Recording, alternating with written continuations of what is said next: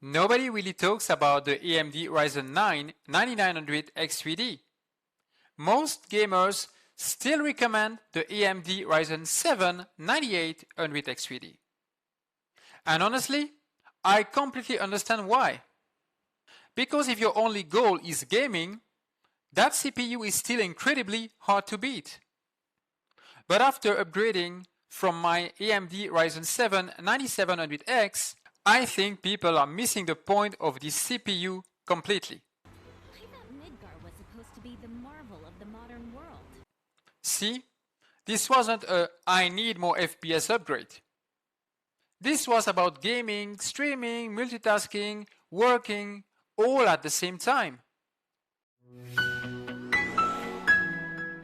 Alright guys, welcome back to Papa PC channel. This isn't going to be one of those benchmark only reviews, but honestly, we already know where the gaming crown is. And yes, the 9850 X3D exists now, but too new. But realistically, most gamers are still buying the 9800 X3D. Because paying around $50 more for relatively small gaming improvement just doesn't make sense for most people. But my situation changed a bit. I game at 1440p, I stream, I multitask constantly, and I work with my PC. And over time, my 9700X started feeling a little bit tight under heavy load. And I want to be clear here. The 9700X is still a great CPU. No doubt about that. Gaming only? Absolutely fine and ranking high in the non-X3D category. But gaming plus streaming plus OBS plus browser tabs plus NVIDIA broadcast plus background apps and so on and so forth, well, that's where things become interesting. It wasn't low FPS. That's the thing. It was little spikes, small moments where the system felt stressed. And if you stream regularly, you notice that stuff immediately. And before people ask, yes, I already spent a lot of time with the 9800 X3D. Back in late November, remember, I used it for all my DDR testing, from CL26 all the way to CL40. So trust me, I know exactly how good that CPU is for gaming. But this time I wasn't chasing maximum FPS anymore. I was chasing stability while streaming, editing, and multitasking. So I went with the 9900 X3D, not because it's the fastest gaming CPU, and not because it's the biggest workstation monster either, but because it sits right in the middle, gaming, streaming, multitasking, all at once.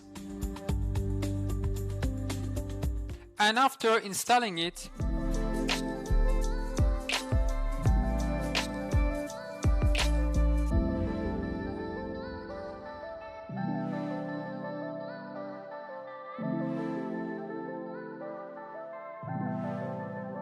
yeah, I felt the difference almost immediately.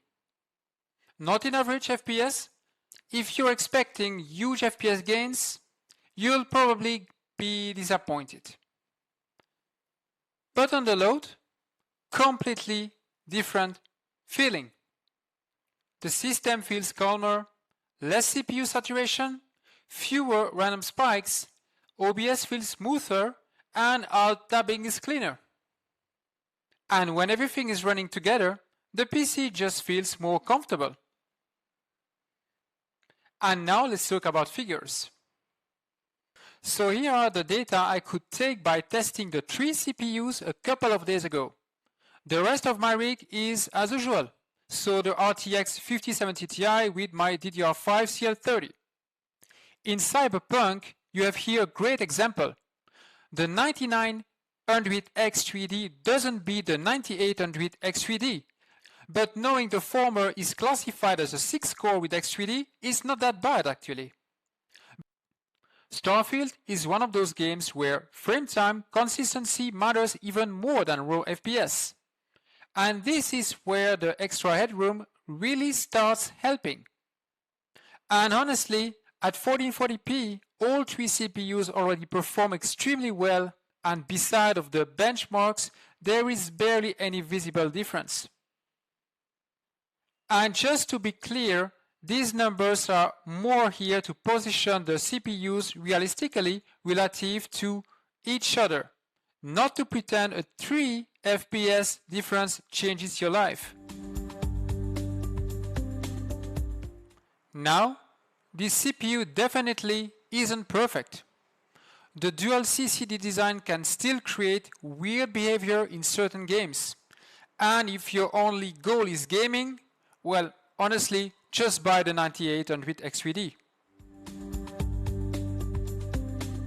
But this CPU just had 2 waves of discounts lately.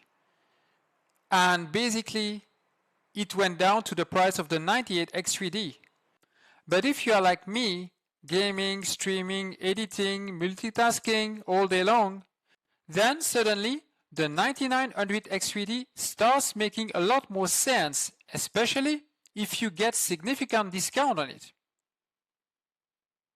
So now, I'm curious about what you would pick. Would you still go for the 9800 X3D? Or does the 9900 X3D can make sense to you too? Let me know below in the comments.